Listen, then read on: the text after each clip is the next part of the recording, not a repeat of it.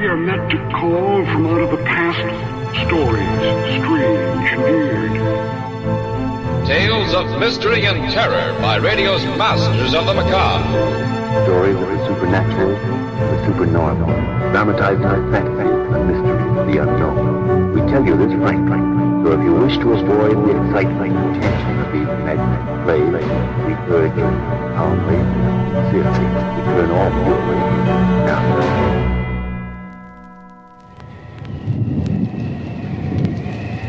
This is The Horror. Welcome back. Thanks for joining me this Saturday. We're going to hear from Murder at Midnight this week. Series produced between April of 1946 and April of 1947, 52 episodes. It was a transcribed series that aired over numerous different stations over the years. Our story today is from October 11th, 1946. It's titled Death's Worshipper.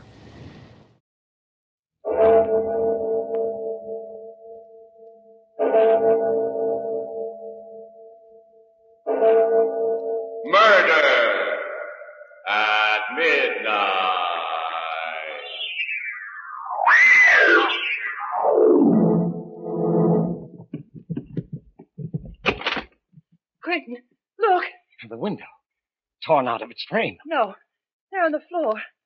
Sylvia. Good Lord. Her head twisted almost off, and her body looks as if every bone in it was broken.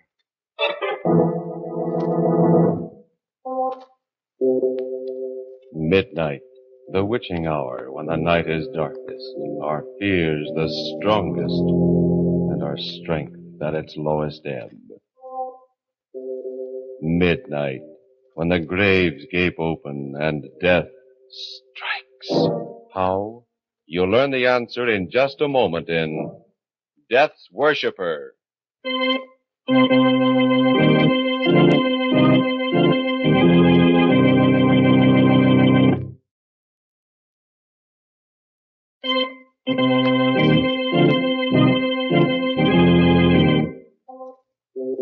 And now, Murder at Midnight. Tales of mystery and terror by radio's masters of the macabre. Our story by J. Williams is a tale of fear from afar called Death's Worshipper. On the surface, it's a New York apartment like thousands of others. In a house with a brownstone front on a dark little street. But to Kate Bonney, living here with her brother Peter, it has become a prison cell, a place of menace, a house of terror. I can't explain, Peter. It's as though I were caught in a spider's web, waiting helplessly while the spider comes closer. But, Kate, you still haven't told me just exactly what's troubling you. It's real, Peter. It's a feeling that, well, like in a nightmare when you know something awful is after you and you can't escape. It's drawing closer. It's coming here to this room to find me. What'll I do, Peter? What shall I do? Please, Kate, pull yourself together. You've got to. I'm sorry, Peter. I'll try. Ah, that's better. Now then, let's have it. I can't come home every night to a sister who's afraid of the dark. What's it all about? Do you remember the weekend I spent at Quentin's place in the country? Just after he got back from India? Yes, of course. You couldn't make it and I went alone. The conference in Chicago, I remember. Reminds me, I wonder why I haven't heard from him since. Those letters he wrote about some discoveries he made. Discoveries? Don't mention them. Why not? Because I have an idea that they're behind everything that happened. What do you mean? He didn't even mention the expedition until after dinner that first night. There were just the three of us, Quentin, Sylvia, and myself. He went into quite a bit of detail, describing his reasons for going, the long trip through the jungle. Finally came to a little gone village and tackled what I was sure was the last belt of jungle. That last stretch took us 6 hours. At last we broke out into a clearing, and there it was, towering above us, the temple of Shiva the Destroyer. Oh, that must have been a thrilling moment. Thrilling? You can't possibly know what that meant to me. I was just frightened. Sylvia frightens rather easily. That's not true, Quentin. It's just that this It looked like some kind of crouching beast with a single devil's horn. Rubbish. It was breathtaking, Kate. Imagine a great square block of stone set in a riot of jungle foliage. Out of it rises a tremendous three-cornered spire fully 100 feet high. Oh, that must have been magnificent. Yes, and the whole thing covered with a lace tracery of stone carving. And this was what you had set out to find? This was it. You see, the Hindu Trimurti, or Trinity, is composed of three deities. Brahma, the creator, Vishnu, the preserver, and Shiva, the destroyer. Yes. Well, in this tiny district in the hills, there had once been a local cult which worshipped only the destroyer. In a curious and perverted way, well, the worshippers became their god. I don't understand. When they prayed to Shiva, the god himself entered and took possession of them. They were Shiva, with all the powers and all the frightful energy of the god. But good heavens! No, not a very good heaven. For you see, the heaven of these worshippers was nothingness. Nothingness? Yes. For them, the ultimate goal of man was destruction, the merging of oneself into a kind of cosmic non-existence. Now you can understand how I felt, Kate, when I first looked at that temple. Yes. I suppose that, yes, even a greater mind than yours, Sylvia, might well shrink before the majesty of a concept like that. Well, I know I would have been frightened, too. But India is a place where just such a concept would originate. Life means nothing there. Death flourishes in 1,000 forms. I climbed the spire of the temple and looked down over the sea of jungle to the brown river in the distance and the thread of smoke that marked the village. I was a midget, an ant, crawling over the surface of a giant's house. Shiva is the giant, and humanity? We're so insignificant, so worthless. I wonder if they weren't right after all, those worshippers of the destroyer. Quentin. Perhaps death, nothingness, is the greatest goal. Stop it, Quentin. Stop it, do you hear? Sylvia. Oh, don't worry, Kate, and don't bother. Oh, but I don't... I'm all right. No. Sorry, Kate. I think I'd better go to bed. Yes, you're tired, Sylvia. I am tired. These wild ideas of yours. Of all this talk about Shiva, destruction. I wish you'd get those thoughts out of your head, Quentin. You haven't been the same man since... Good night, Sylvia. Sylvia, are you sure you're all right now? Yes. Yes, Kate. I'm fine.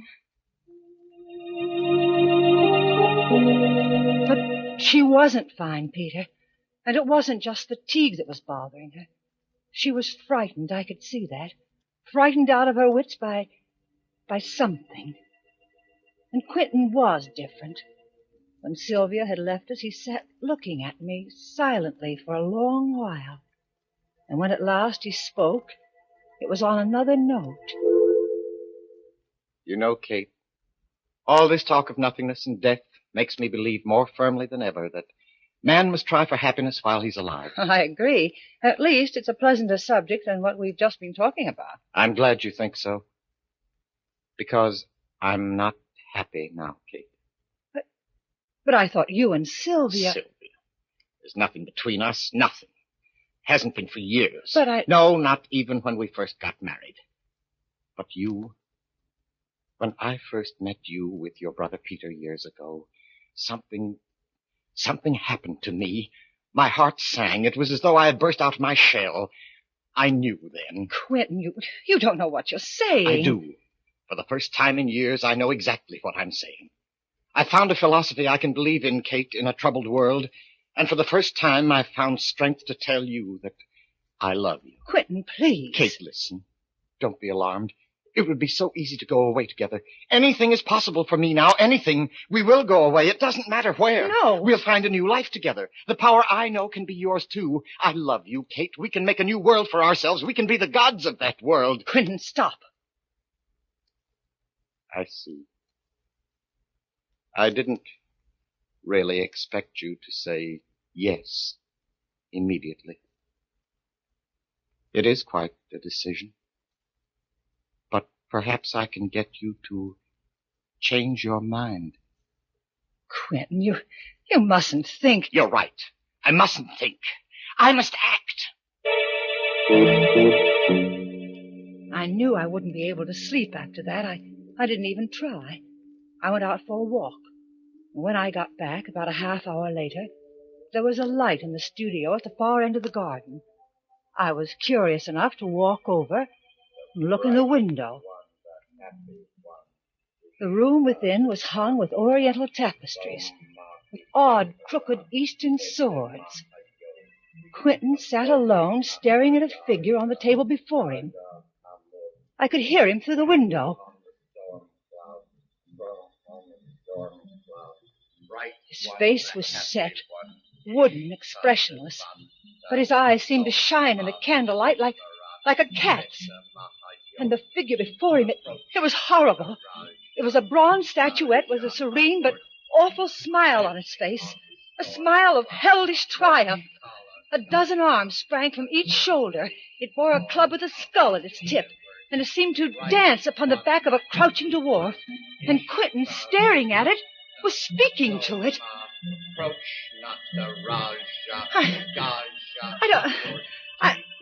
I didn't know what it meant. I only knew that it was awful. That in some dreadful way, Quentin was trying to make his beliefs come alive. I ran up the lawn, and the clouds that spread over the moon seemed like dark shapes rising from some infernal pit. Wings seemed to be beating about the house as the wind rose. And in my ears rang Quentin's chanting. Even in my room I could hear it, mingle with the moaning of the wind. The moon had disappeared. I couldn't see the light in the studio. I was too far to hear it, but the chanting went on. I don't know. I seemed to hear voices in the wind, many voices chanting with Quentin. Thunder growled up from the darkness. Then there was a single flash of lightning and a clap of thunder, and on the heels of the thunder...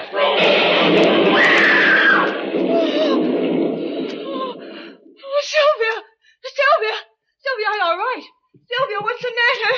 Oh, Sylvia. Kate, Sylvia, what was that? Where are you, Quentin? Here. I was down in the garden. Did you hear? Yes, it sounded like it came from Sylvia's room. This way, quick. Oh. She must have been having a nightmare or something. Quentin. Quentin, look. The window. Torn right out of its frame. No, there. On the floor. Sylvia. Good Lord. Is she? Let's see. Good heavens. Her head twisted all around until... And her body. It looks as if almost every bone in it is broken. Staring at the broken body, which has been flung against the wall with unimaginable force, lying there like a shattered doll, Kate sways weakly in horror. Is this the work of some demon called up by Quentin's incantation? Or is it something else? Then, as a clock strikes somewhere in the silent house, she is certain of at least one thing in a reeling world, that she is in the presence of murder at midnight.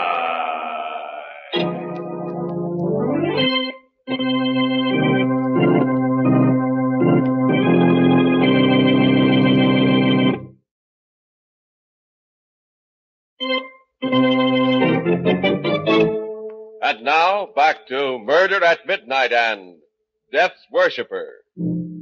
Pale and shaking, Kate Bonney continues telling her story to her brother. It was as though something with superhuman strength had twisted her head around and then just tossed her aside against the wall. Every bone in her body was broken. It must have been pretty ghastly, but surely you're not going to let the memory of that... It has nothing to do with memory. Something that's more than human, I don't know what, killed Sylvia. And now it's after me. After you? Haven't you seen the papers in the last few days? No, you know I've been up to my neck in work. What's that got to do with it? Oh, look here. These clippings, I've been saving them. Let's see. Another unsolved murder. Police admit bafflement. No motive. Well? Go on. Read the rest of it. Middle-aged man, identified as J.D. Brathwaite, broker. Neck was wrung, apparently, by someone with tremendous physical strength. Yes, and this one. An unidentified woman, neck wrung and the body thrown against the wall. And this, and this, and this. All the same. Kate, darling, this is all perfectly ridiculous. No, look. Here's a map of our neighborhood. The first death took place up here. The next, 2 blocks further south. Don't you see, one after the other, they're coming closer to this house, to me. Kate, now listen, it's quite clear what's happened. You were upset by Sylvia's death, naturally. Just because of the coincidence of these crimes, you have an obsession that someone or something is haunting you. You've been working too hard. And I suppose you've been having nightmares, too. They're not nightmares. I'm going to run across the street to Dr. Sanford. No, Peter. You lie down and try to rest.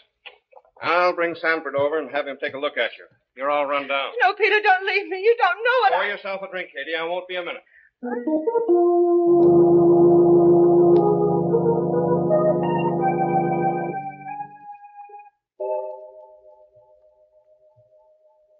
Who's that? Peter. Is that you? Peter, answer me. Who is it?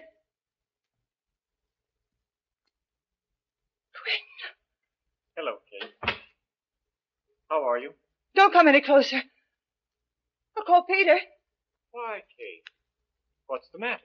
I suspected then when it happened. And now these last few days I know. Sylvia, you did it. You killed her, Quentin. I don't know how, but You're mistaken, Kate. It wasn't I. I was only the instrument of something greater, stronger than man. Quentin? What do you mean? Don't be afraid.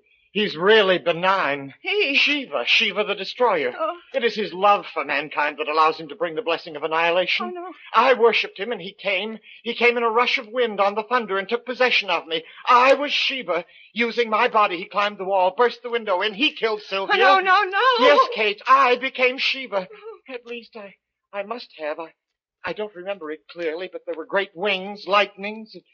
When I came to myself, I was seated in my studio again. And those others? You know about them? Yes, I killed others. I don't remember how many. But all life will end in nothingness, and man's highest goal is to dissolve into dust. I was conferring on them the highest possible blessing, obliteration. Quentin, you're mad. Your discovery... My discovery has made me a god. Now he's starting to come to me, now without the incantation, without my willing it. Sometimes at night I feel the great wind of his coming. I turn to ice as the god approaches to seize upon me, and... Kate, I'm afraid. But why did you come here? What do you want of me? I need you, Kate. I'm afraid. That's the truth. I'm afraid of the blackness, of the nothingness, of the inevitable end of all things. When I'm alone, I feel the horror of it, of the darkness. You can save me, Kate. You're the only one who can help me. Sylvia's gone. There's nothing to prevent... You don't know what you're saying. Come in, Doctor. Oh, Quentin. Hello. I was just... Stay where you are. Don't come any closer. A gun? Now, look, Quentin. I warn you, don't come any closer. Stand still, Peter. Kate, for the last time, will you come? Quentin, please listen to reason. Put that gun down. Quentin, easy, Peter. I wouldn't mind killing you, Peter. But if you wish to live, stay where you are. And don't follow me. Whew. Has he gone mad or what? Kate, what happened? I'm not sure. He killed Sylvia. He admitted it. And he's killed... I don't know how many others. What? It's true. He believes that Shiva, the Destroyer, controls him. He believes that when he kills, he's granting a blessings to the one he destroys. But that's crazy. No, not so crazy, Peter. May I say something? Why, of course, Doctor. I thought there was something wrong with him the minute I saw him. His eyes, I think it's a case of self-hypnosis. Something like the Moros practice when they run amok. They believe that they're possessed by God, and while in this state, they can actually perform amazing feats of strength and endurance. A number of primitive peoples have the same belief. Dervishes, Indian fakirs. Your friend must induce this state by an incantation of some kind, or by concentrating on some object until the hypnotic state is induced. That's true. I heard him. I saw him praying to the image of Shiva. That's how he must do it. Well, if it is true, he's extremely dangerous. We'd better get the police. May I use the phone? Wait, I can't believe it. He certainly wasn't joking about that gun, Peter. And according to your sister, he's already killed several times. No. No, he mustn't do that. Peter's right. We're his friends. And he loves me. He said I was the only one who could help him. He really is afraid and alone. Of course, Kate. Doctor, Quint and I were kids together. If he's in trouble, we've got to do something to help him, not call the police down on him. Where do you think he's gone? I'm sure he's gone back to his house in the country. We could try there anyway. My car is just around the corner. I think we're taking an awful chance, but on the other hand... It's a chance we've got to take, Doctor. He told me that Shiva comes to him now without incantation. I'm terribly afraid of him and of what might happen. But I'm more afraid of what he may do now to himself or to someone else.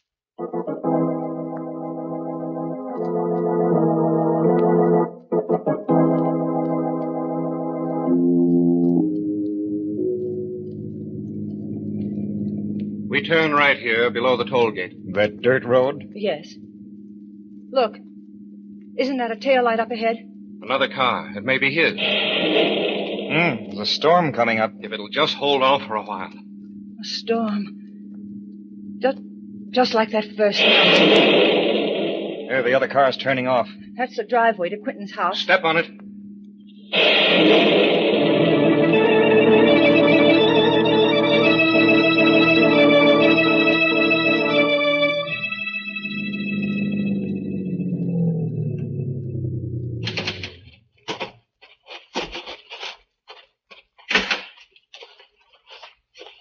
The house is dark. Perhaps we were wrong. No.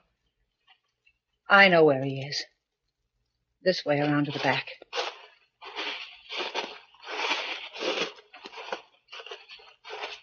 There's a light. That's the studio. Quiet. All right, let's have a look first.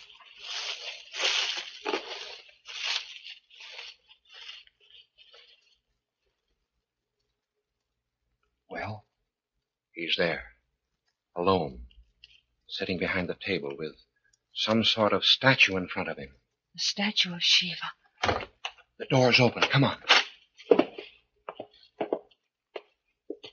The bright one, the happy one, Ishtadevata. Peter, Soma listen. Divesvara. Quentin, what are you doing? The incantation. He's calling up that demon. Quentin, stop! Gaja Mahamurti. Quentin, it's Approach Kate. strong Don't you hear power. me? Stop it, please. Gaja. Please, Quentin. Kate? Kate, is that? Sveta Mahayodi. Approach. He's in a trance. Shall we? No, don't touch him. The slightest thing now might turn him into a raging maniac. Let your sister try. Quentin, you must stop. This awful thing, it isn't you anymore. It's not what you want. You said you loved me. If that's true, you must shake this madness off. Kate, calling me? I can't. He's too strong for me. Try, Quentin. Try. You can do it. Come back, Quentin. If you really love me, fight it. Fight it. I can't. He's coming. Coming. Can't you hear them? Get away, Kate, before he comes. Only one thing left.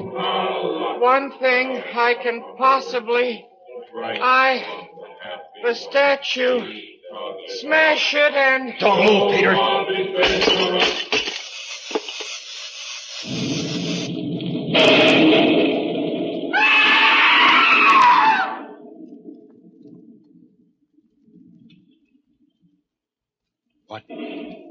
What was it? I can't see. That flash. Lightning. It must have struck. Quentin. Quentin. Let me look, Kate. He's dead. That lightning bolt killed him immediately. Dr. Sanford. What's that on his forehead? Burn. Lightning does curious things. Yes, but There. The head of the statue he smashed. The same mark on its brow. Like an eye. A third eye. The mark of Shiva.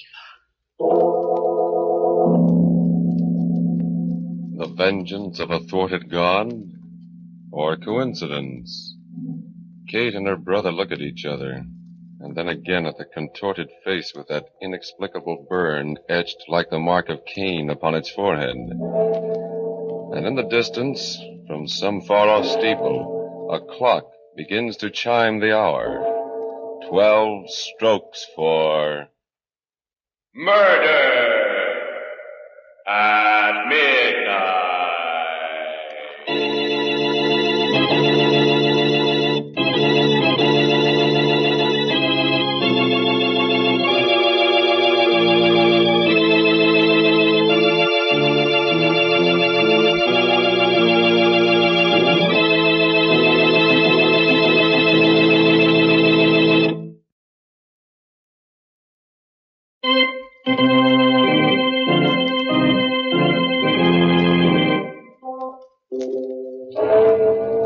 Remember to be with us again when death hovers on dark bat wings and the clocks strike 12 for... Murder at midnight.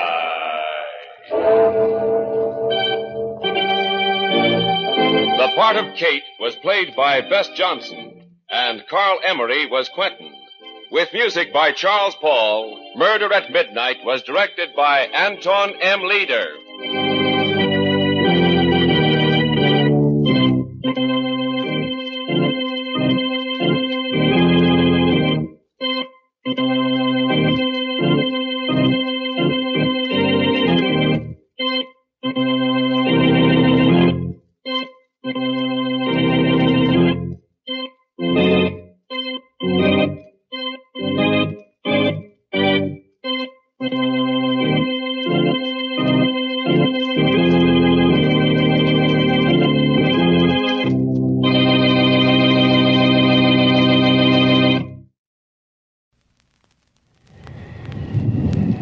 That's the horror for this week. Hope you enjoyed it. Remember to visit relicradio.com for more old-time radio, more from the series you heard today. More horror, more old-time radio of all varieties.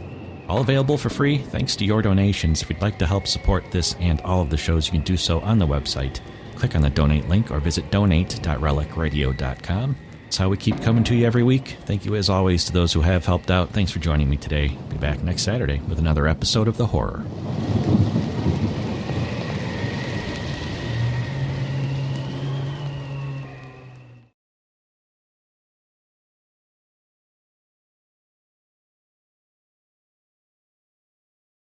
Strange Tales.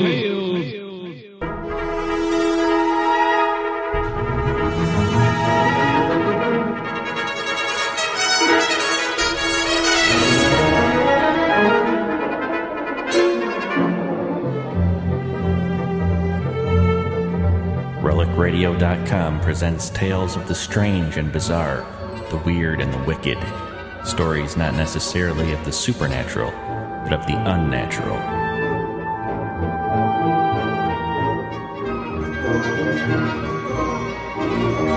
Join us now for Strange Tales, featuring radio drama at its most mysterious and unusual.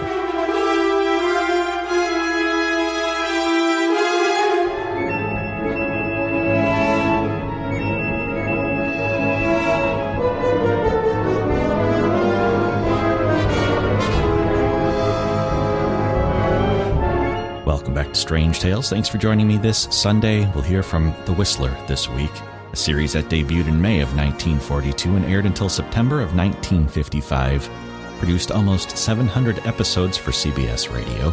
Our story today is Last of the Deveraux. This one aired July 23rd, 1944.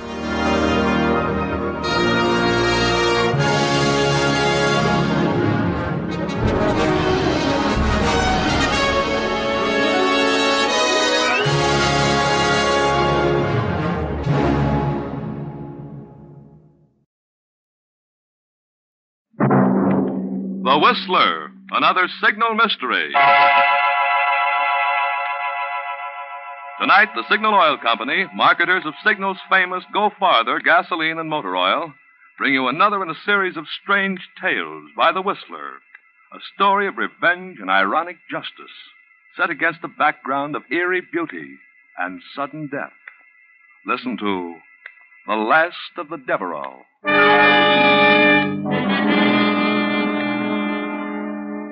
But first, an interesting fact. Last week, 100 motorists were asked how long since your front wheel bearings were repacked. Believe it or not, 72 out of the 100 didn't even know wheel bearings are supposed to be repacked, which will probably account for 72 cases of wheel bearing trouble at a time when car parts are hard to replace. You see, front wheel bearings aren't lubricated every 1,000 miles like the rest of your car, but every 10,000 miles. Car manufacturers say front wheel bearings must be removed, cleaned, and packed with fresh grease. It's a precision job, because the bearings must be adjusted so as not to bind, yet not be too loose. That's why it's a good idea to have your neighborhood signal dealer do this important job for you. He not only has the needed tools and special wheel bearing grease, but because he's in business for himself, you can count on him to do a conscientious job that will keep your wheel bearings happy for another 10,000 miles. Yes, 72 out of 100 didn't know it. But repacking your front wheel bearings is a mighty important way your neighborhood signal dealer can help your car go farther. And now,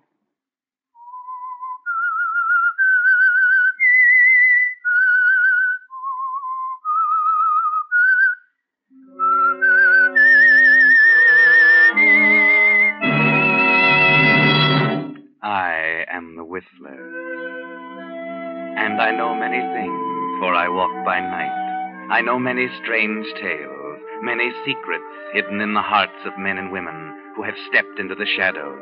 Yes, I know the nameless terrors of which they dare not speak.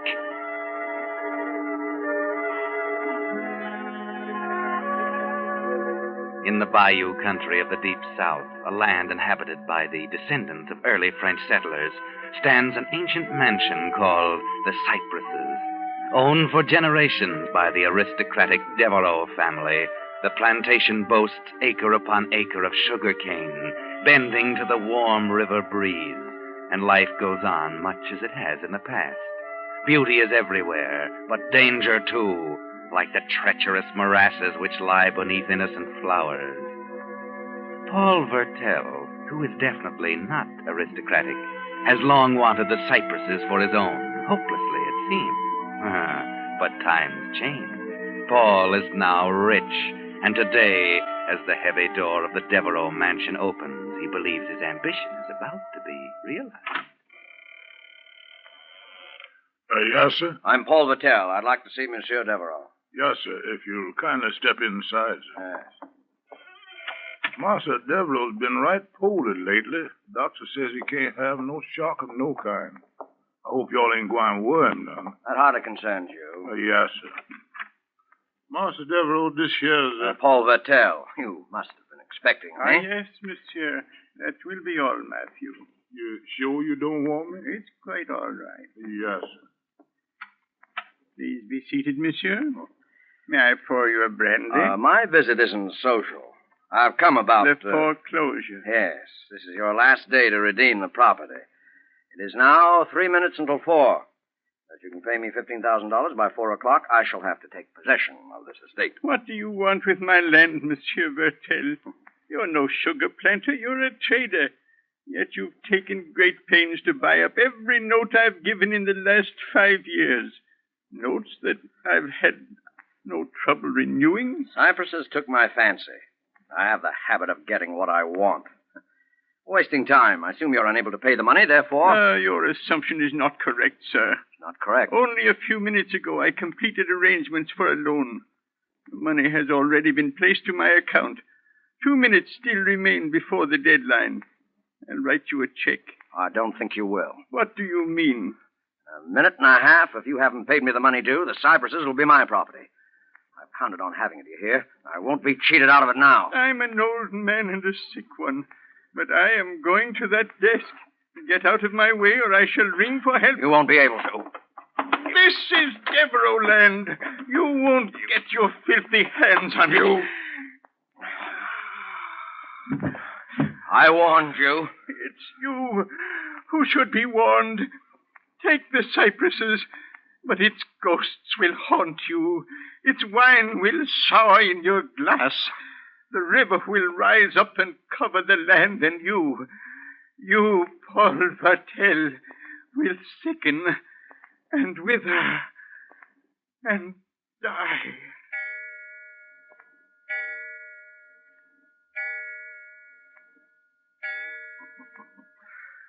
I won, Deveraux. Your curse is as dead as you are. Who's there? Oh, Who are you? I can't...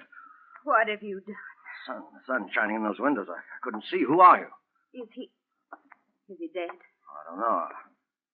Well, yes. Yes, he is. Matthew! Matthew! It must have been his heart. We were just talking, and he suddenly collapsed. Here he is, Miss Anne. Oh, Lordy. Master Deveraux. I know who it was. I know it was this here gentleman who... Call Dr. Carson. And Matthew, get Charles and carry him to his room.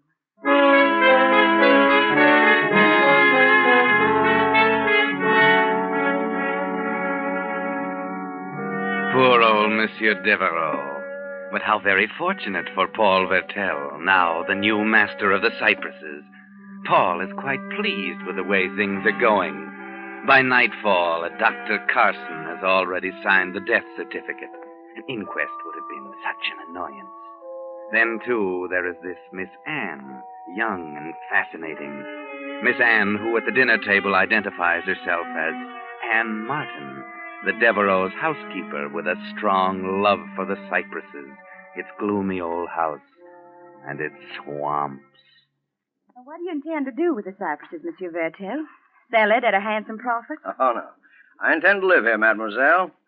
When a man has spent 20 years fighting a highly unsympathetic world, he sometimes longs for a gentler mode of living.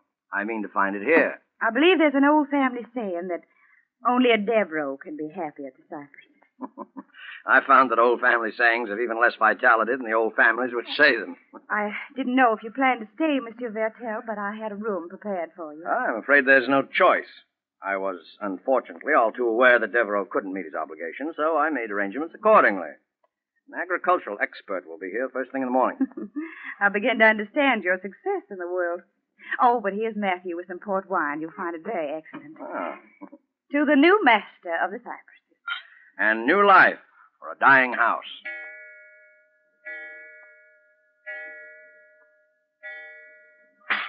Monsieur Vertel, your wine. Oh, I'm clumsy. Please forgive me.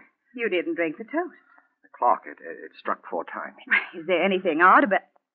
Oh, I see what you mean. It must be nearly 11. That's strange. I've never known that clock to be wrong before. Master Deveraux died at 4 o'clock.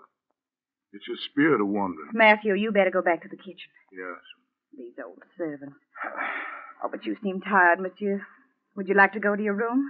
Huh? Oh, well, yes, I believe I would. It's been a trying day for us all. I'll show you up. Oh. It's at the head of the stairs. Thanks. That's a spooky place. I suppose a stranger would find it so. Oh, mademoiselle. Yes? Don't suppose you've made any plans for yourself, that is. Why, no, I haven't. Everything happened so quickly, I'll have to find another job, of course. I hoped you'd consider staying on here for a while at least. All right, monsieur, if you wish it. Oh. Someone will have to make arrangements for the funeral. There are no relatives. You're more than repaying any debt you owe Monsieur Deveraux. I want to do what I can. Oh, here's your... Good Lord. Deveraux. Oh, I must have made a mistake. He looks quiet and peaceful in the candlelight. Lying there so still. Yes, his troubles are all over, if that's what you mean. Miss Anne, you take that gentleman out of here. Take him out before harm comes to him. Who's that? Oh, it's just Charles, Monsieur Deveraux' man. He's sitting up with his master's body. Please take that gentleman out of here, Miss Anne. It's all right, Charles. Shall we go, monsieur? By all means.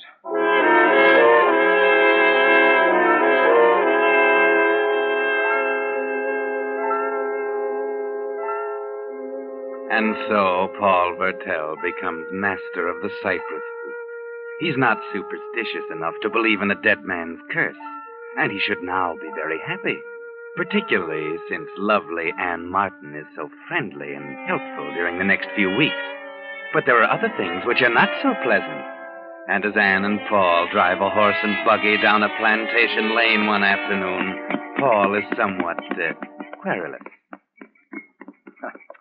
Oh, this is a crazy idea, Anne. Paying a state visit to a Negro village. No, it isn't. If you want their loyalty, you must get to know them, take an interest in them. I suppose you're right. It's just that I don't feel too well today. A headache and generally out of sorts. You've been taking quinine? Oh, yes, religiously. Then it's the hard work you've been doing the past 3 weeks. Not to mention the worrying. Small wonder the way things have been going.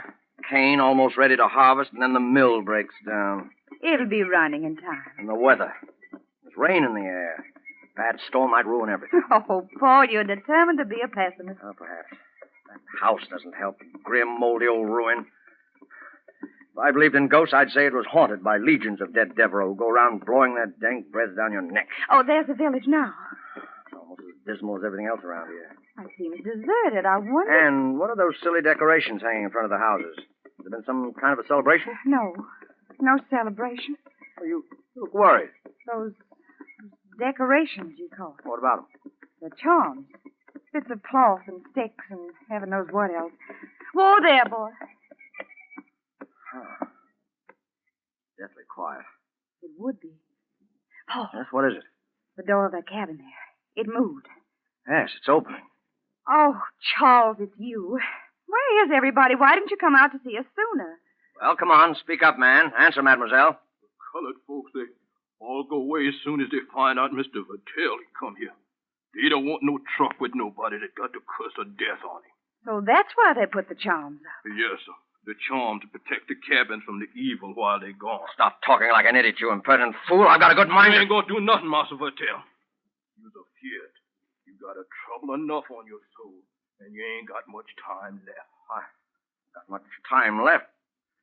Anne, get me out of here. Get me away from this lunatic.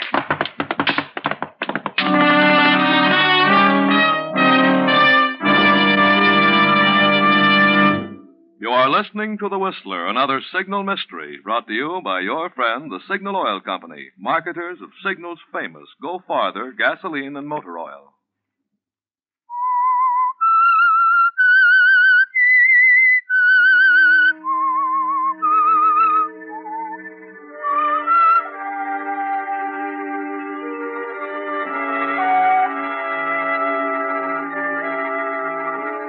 A few days have passed since the visit of Paul Vertel and Anne Martin to the Negro village, and the aged retainer's warning that Vertel hadn't much time left, that death by a dead man's curse was near.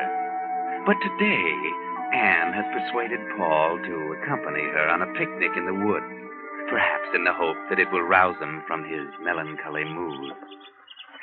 Oh, come on with that picnic basket, Slowpoke. You're a fine country gentleman. Out of breath already. Well, it's been a long time since I've spent an hour tramping through woods as thick as these. Where on earth are you leading me? Oh, it's not much farther. It is such a lovely spot. Grass as soft as a park lawn. You'll adore it. It better be mighty wonderful. You'll see. Oh, Paul, look. Huh? A redbird. We can make a wish. I doubt it'll do me much good. Of course it would. Redbirds are absolutely dependable. I give you my personal guarantee. All right, I've made it. Would you like to know what it is? To tell you won't get it. Anne. Paul, don't hold me so Anne, tight. Anne, darling, I want you to marry me. You do? I realize you've only known me a short time. Even if you don't love me, I promise you won't regret marrying me. Somehow, I don't think I would. And you will? You will marry me, Anne? Yes. Oh, Paul, thunder. And look at those dark clouds. Anne, please. It's going to rain any minute. We better get back to the house. Oh, after dragging that basket all this distance? We can have our picnic at home, if everything's not soaked. Come on. I know a shortcut to the road.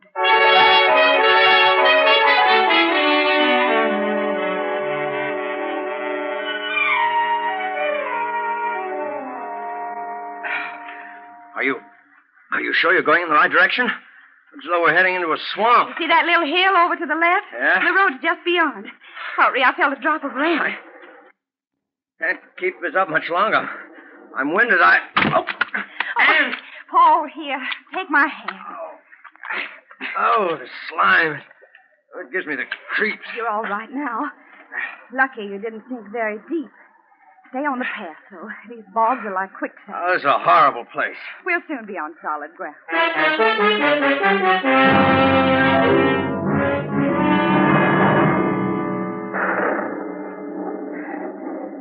Not much farther now. I hope not. Hey, what's that on top of that hill? It's a marker of some kind, I guess. Only I don't remember anything of that sort around here. Well, there's a mound of earth there beside it. In a few steps, we'll be able to make it out. It seems to be a grave. Only... It's open. I don't understand. A grave out here in the middle of nowhere? Well, let's go on, Ann. I've caught my breath. I'm curious. It's a marker, all right. A tombstone. Something's written on it. There's still enough light to read by if we go closer. It's like the earth freshly turned. The grave's empty. What? Don't read it, Paul. Huh? Let's go, quickly. I can scarcely see it. Here will lie the mortal remains... Oh, no. The mortal remains of Paul Vertel, now doomed, soon dead.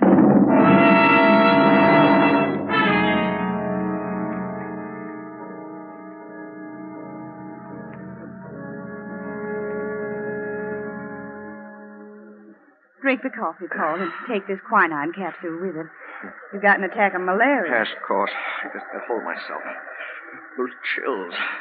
Can't you get that doctor here to see me, Ann? I've been trying to reach him on the phone. This is mighty poor weather for even the doctor to go sashaying around here. If you keep up like this, that old river gonna back right up in the bayou.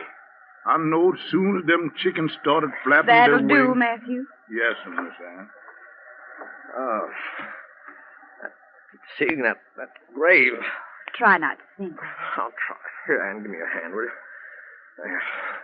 Oh, I don't know what's going to happen to me anymore. To me or anything. Poor darling. All these ghastly warnings. I'm as sane as any man. I realize they're only trying to frighten me, but still I don't I know. understand. Anyone at all would be unnerved. You always understand. You've always been my friend here. My only friend. I'm glad if that gives you comfort. You said you'd marry me, Ann. There's more of a risk now, financially at least. If the rain keeps up, the cane will be ruined. You think that would make a difference? No. That's why I don't hesitate to ask you. Ann, marry me right away, will you, tomorrow? We can drive into town, find a justice of the peace. Not San Michel. Oh, wherever you wish. We can't have a proper honeymoon now. I'm needed on the plantation, but we can have a wedding reception and invite the neighbors for miles around. They can't refuse. Well, we can be gay for the first time in weeks. What do you say, Ann? But you're ill. The malaria. No, it's nothing. I'll be all right. Or would it be proper? I mean, this house and all. Oh. It'll be just a month tomorrow since Monsieur Deveraux died. Of course it'll be proper. Besides, I'm supposed to be doomed. Well, marrying you will be my answer. It'll be my defiance. You're sure? I'm very sure. And with you beside me, I'll fear nothing. Because you're strong and brave. You'll be my protection. Yes, Paul. I'll be your protection.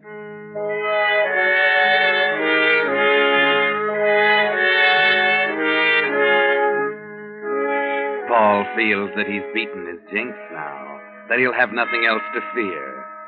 The next day, in a town not far away, he and Anne are married. The ceremony is performed by a magistrate, with strangers as witnesses. Afterward, they drive back alone to the cypresses, while the rain pours down and the rising river spreads beyond its banks. Well, Madame Vertel, here's your home and your first party with guests who've come to help you celebrate. Oh there. Oh. Charles, Matthews. Confounded, why isn't one of them here to take care of this horse? I'm not going to wait. I'll come with you.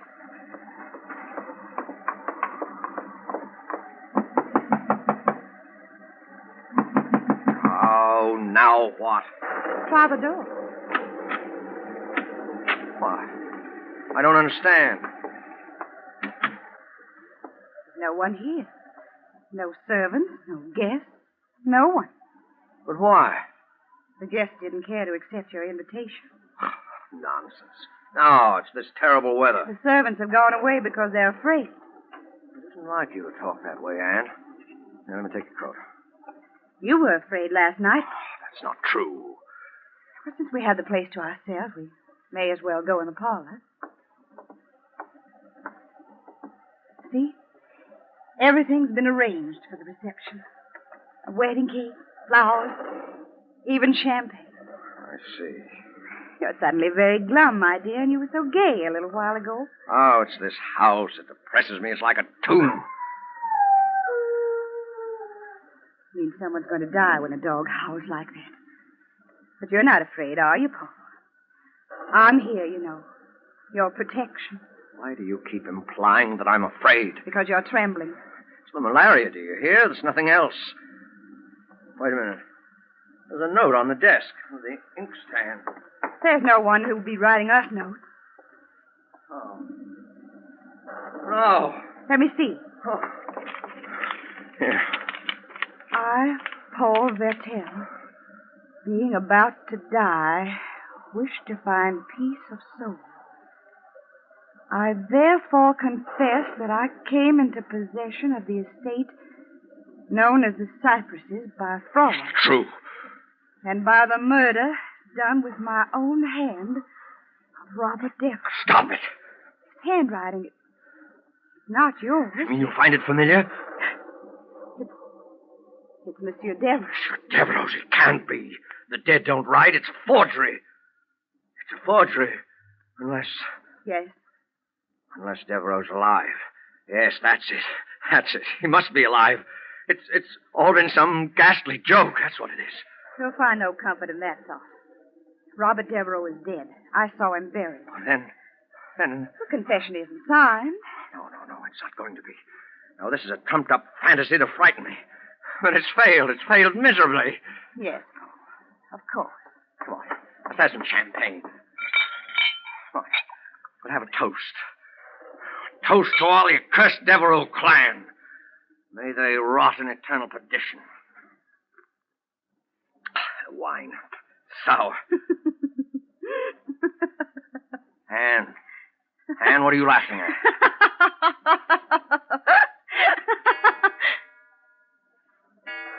Oh, no. That clock. Yes, Paul. The clock. You remember when you first heard it? Don't talk like that. Why not, Paul? Surely you're not frightened. The lights. What's happened? They've gone out, Paul. The lights. And you're alone in the dark. Alone with that cursed Deveraux clan. One alive, the other's dead. Anne, what are you trying to do to me? You remember Robert Deveraux's last words. Take the cypresses. But its ghost will haunt you. Its wine will sour in your glass. The river will rise up and cover the land, and you, Paul Vertel, will sicken and wither, die. You? Yes. I'm Anne Deveraux, daughter of the man you murdered. But you married me. Because I knew you were going to die. And that when you did, the cypresses would come back to me, your wife. You managed all this trickery. Can you be sure it's just trickery? You lie, cheat. You're worse than I am. You've been haunted by ghosts, Paul. Let me get my hands on your throat. The cypress's wine has soured in your glass. Where are you? The river is rising. Its water is covering the land. I trusted you. You've sickened and withered, and you will die. You see, even the storm wants to see the finish, Paul. You shall not die. And you won't escape me by running out into the storm. You'll have to be fast to catch me, Paul, and the malaria's taken your strength. You've got strength enough to strangle you.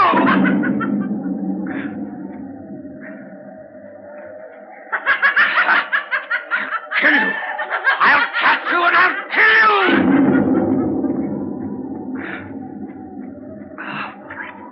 Paul. Over here, Paul. Just a few feet away. You can see my white dress.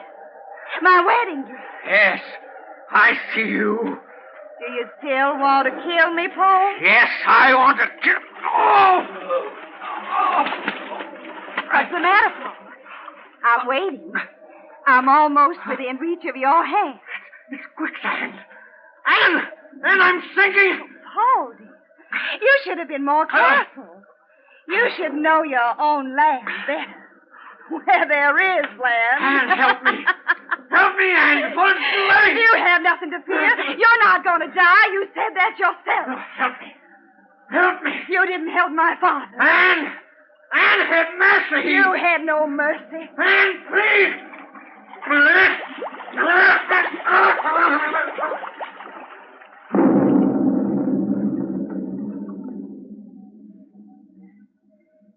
This is Deveraux land. Always shall be. The river will cover it. But when the waters recede, the cane will grow again. Tall. Tall and green.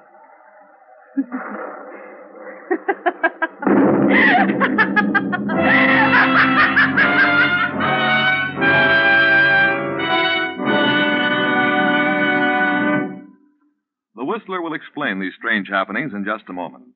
Meantime, here's an interesting incident called to our attention by Miss Norma Oberjorgi of Long Beach, California, who writes, "While returning from a trip recently, my motor heated up so I was afraid something serious was wrong. When I mentioned this to my signal dealer, he said, 'Wait a minute.' Pretty soon he was fussing around under the hood with a brush. It seems I'd driven through a swarm of insects, and they clogged the radiator grill. When he finished brushing out the insects, my car was running as cool as ever. It's really great to trade with a signal dealer like that."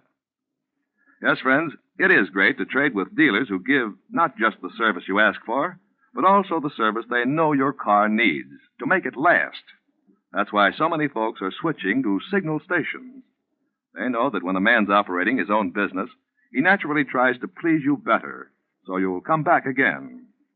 And these days, when our present cars have to outlast the duration, such conscientious signal service can spell the difference between the 1 in every 12 cars that will go off the road this year and those that will go farther. Now, back to the Whistler.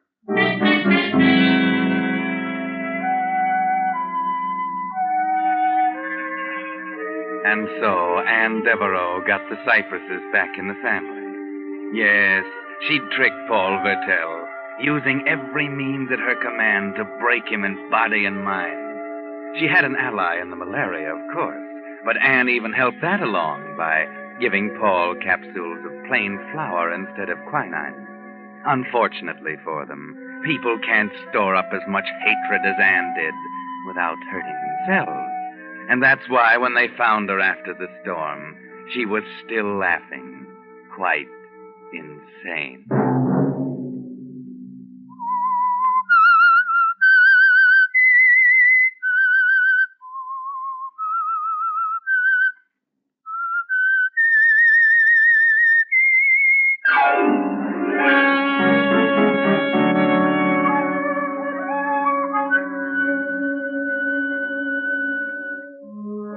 The Whistler is broadcast for your entertainment by the Signal Oil Company, marketers of Signal's famous Go Farther gasoline and motor oil, and your neighborhood signal dealer, at your service to keep your car running for the duration. The Whistler was produced by George W. Allen.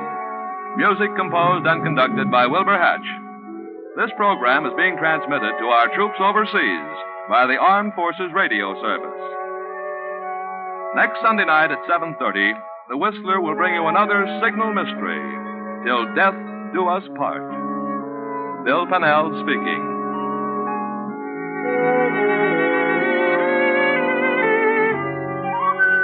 This is CBS, the Columbia Broadcasting System.